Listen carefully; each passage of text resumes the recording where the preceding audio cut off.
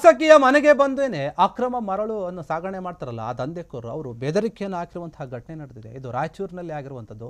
ರಾಯಚೂರಿನ ದೇವದುರ್ಗ ಶಾಸಕಿ ಏನಿದ್ದಾರೆ ಕರೆಮ್ಮಜ್ಜಿ ನಾಯಕ್ ಅವರು ಅವರ ಮನೆಗೇನೆ ಹೋಗಿ ಕೆಲ ದಂಧೆಕೋರರು ಬೆದರಿಕೆಯನ್ನು ಹಾಕಿದ್ದಾರೆ. ನಮ್ಮ ದಂಧೆಯನ್ನು ನಿಲ್ಸಕ್ಕೆ ಹೋಗಬೇಡಿ ನೀವು ಅಂತ ಹೇಳಿ ಈ ರೀತಿಯಾದಂತಹ ಒಂದು ಘಟನೆ ನಡೆದಿರುವಂಥದ್ದು.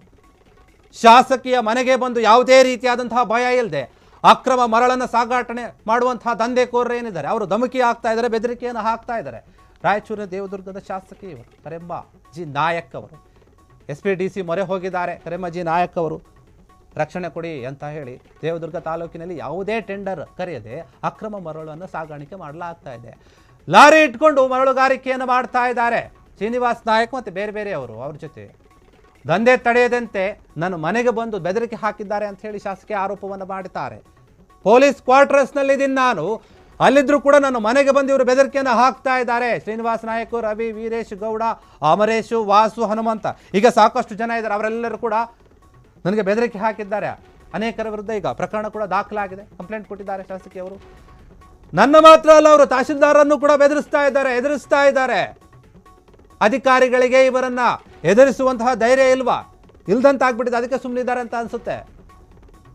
ಶಾಸಕರಾಗಿ ಅಥವಾ ಶಾಸಕಿಯಾಗಿ ನಾನು ನನ್ನ ಕೆಲಸವನ್ನ ಮಾಡಬೇಕು, ಹೆಂಗೆ ಮಾಡಬೇಕು ಮಾಡೋಕ್ಕೆ ಬಿಡ್ತಾ ಇಲ್ಲ. ಅವರು ದಂಧೆಕೋರರ ವಿರುದ್ಧ ಸೂಕ್ತ ಕ್ರಮವನ್ನು ತೆಗೆದುಕೊಳ್ಳಿ ಅಂತ ಆಗ್ರಹವನ್ನು ಮಾಡ್ತಾ ಇದ್ದಾರೆ.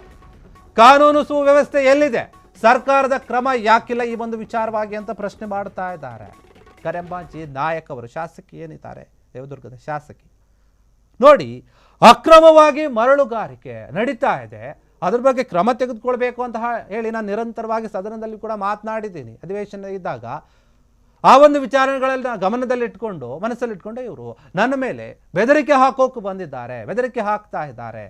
ಅದು ಎಲ್ಲಿ ಪೊಲೀಸ್ ಕ್ವಾರ್ಟರ್ಸಲ್ಲಿ ನನ್ನ ಮನೆ ಇದೆ, ಅಲ್ಲಿಗೆ ಬಂದು ಬೆದರಿಕೆ ಹಾಕ್ತಾ ಇದ್ದಾರೆ ಅಂದರೆ ಇವ್ರಿಗೆ ಎಷ್ಟು ಧೈರ್ಯ ಇರಬೇಕು, ಯಾರ ಸಪೋರ್ಟ್ ಇದೆ ಇವರು. ಲಾರಿಗಳಲ್ಲಿ ಇವರು ಮರಳನ್ನು ಸಾಗಿಸ್ತಾ ಇದ್ದಾರೆ, ಅದು ಅಕ್ರಮವಾಗಿ, ಯಾವುದೇ ರೀತಿಯಾದ ಟೆಂಡರ್ ಕರೆದಿಲ್ಲ ಅಲ್ಲಿ, ಆದರೂ ಕೂಡ ಇವರು ನಡೆಸ್ತಾ ಇದ್ದಾರೆ.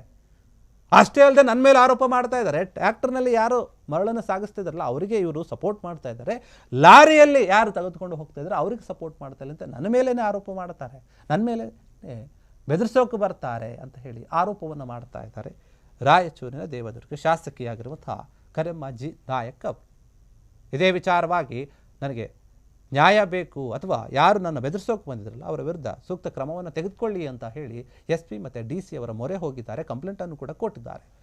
ದೇವದುರ್ಗ ತಾಲೂಕಿನಲ್ಲಿ ಯಾರು ಕೂಡ ಟೆಂಡರ್ ಕರೆದಿಲ್ಲ, ಯಾವುದೇ ಟೆಂಡರನ್ನು ಕೂಡ ತೆಗೆದುಕೊಂಡಿಲ್ಲ ಅವರು, ಆದರೂ ಕೂಡ ಈ ರೀತಿಯಾಗಿ ಮರಳನ್ನು ಸಾಗಾಣಿಕೆ ಮಾಡ್ತಾ ಇದ್ದಾರೆ. ಅದರ ಬಗ್ಗೆ ಕ್ರಮ ತೆಗೆದುಕೊಳ್ಳಿ ಅಂತ ನಾನು ಅನೇಕ ಬಾರಿ ಹೇಳಿದ್ದೀನಿ, ಆದರೂ ಕೂಡ ಯಾರೂ ತಲೆ ಕೆಡಿಸ್ಕೊಳ್ತಾ ಇಲ್ಲ. ಇವರು ಲಾರಿಗಳನ್ನು ಇಟ್ಕೊಂಡು ನಡೆಸ್ತಾ ಇದ್ದಾರೆ ಈ ದಂಧೆಯನ್ನು. ಅದರಲ್ಲಿ ಮುಖ್ಯವಾಗಿ ಶ್ರೀನಿವಾಸ್ ನಾಯಕ್ ಏನಿದ್ದಾರೆ ಅವರು ಮುಖ್ಯ ವ್ಯಕ್ತಿ ಅಂತ ಹೇಳ್ತಾ ಇದ್ದಾರೆ. ಅವ್ರ ಜೊತೆಗೆ ಬೇರೆ ಬೇರೆ ಜಾಸ್ತಿ ಜನ ಇದ್ದಾರೆ. ಅವರೆಲ್ಲರೂ ಕೂಡ ನನ್ನ ಮನೆಗೆ ಬಂದಿದ್ರು, ಬೆದರಿಕೆಯನ್ನು ಹಾಕಿದ್ರು. ನಾವೇನು ಮಾಡ್ತಾ ಇದ್ದೀವಿ ಆ ದಂಧೆಯನ್ನು ತಡಿಬಾರ್ದು, ನೀವು ಸುಮ್ಮನೆ ಇರಬೇಕು, ಶಾಸಕಿಯಾಗಿದ್ರಲ್ಲ ಬೇರೆ ಕೆಲಸಗಳನ್ನು ನೋಡ್ಕೊಳ್ಳಿ, ನಮ್ಮ ಕೆಲಸದಲ್ಲಿ ನಮ್ಮ ವ್ಯವಹಾರದಲ್ಲಿ ತಲೆ ಹಾಕೋಕೆ ಹೋಗಬೇಡಿ, ಇಲ್ಲಾಂದರೆ ಸರಿ ಇರೋದಿಲ್ಲ ಅಂತ ಹೇಳಿ ಧಮಕಿ ಹಾಕಿದ್ದಾರೆ, ಬೆದರಿಸಿದ್ದಾರೆ. ಅದು ಡೈರೆಕ್ಟಾಗಿ ಅವ್ರ ಮನೆಗೆ ಹೋಗಿ. ಹಾಗಾದ್ರೆ ಅಲ್ಲಿನ ಪೊಲೀಸರು ಯಾಕೆ ಅದನ್ನು ಸರಿಯಾದ ರೀತಿಯಲ್ಲಿ ಹ್ಯಾಂಡಲ್ ಮಾಡ್ತಾ ಇಲ್ಲ, ಅವರ ವಿರುದ್ಧ ಯಾಕೆ ಕ್ರಮವನ್ನು ತೆಗೆದುಕೊಳ್ತಾ ಇಲ್ಲ ಅನ್ನುವಂಥ ಪ್ರಶ್ನೆ ಮೂಡ್ತಾ ಇದೆ. ಶಾಸಕಿ ಕೂಡ ಅದೇ ಪ್ರಶ್ನೆ ಮಾಡ್ತಾ ಇದ್ದಾರೆ.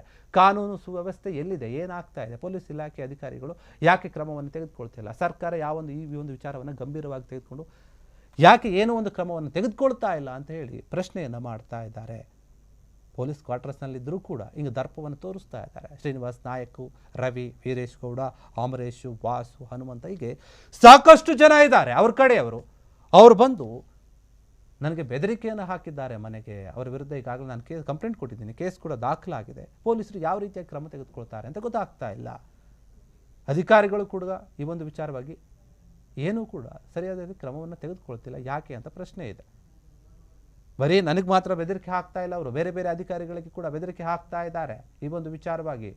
ಅದರಲ್ಲಿ ತಹಶೀಲ್ದಾರ್ ಕೂಡ ಇದ್ದಾರೆ.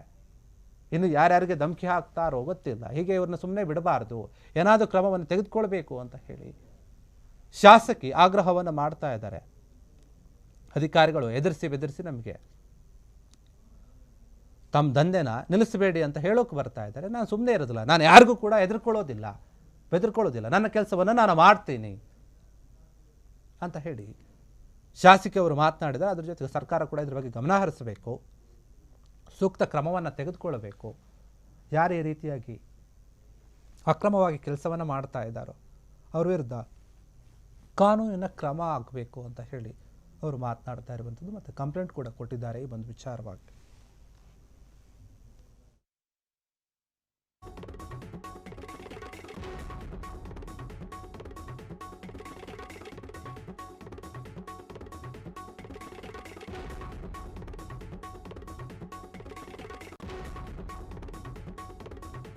ಕ್ಷಣ ಕ್ಷಣದ ಸುದ್ದಿಗಳಿಗಾಗಿ ಫ್ರೀಡಂ ಟಿವಿ ಸಬ್ಸ್ಕ್ರೈಬ್ ಮಾಡಿ, ಲೈಕ್ ಮಾಡಿ ಹಾಗೂ ಫಾಲೋ ಮಾಡಿ.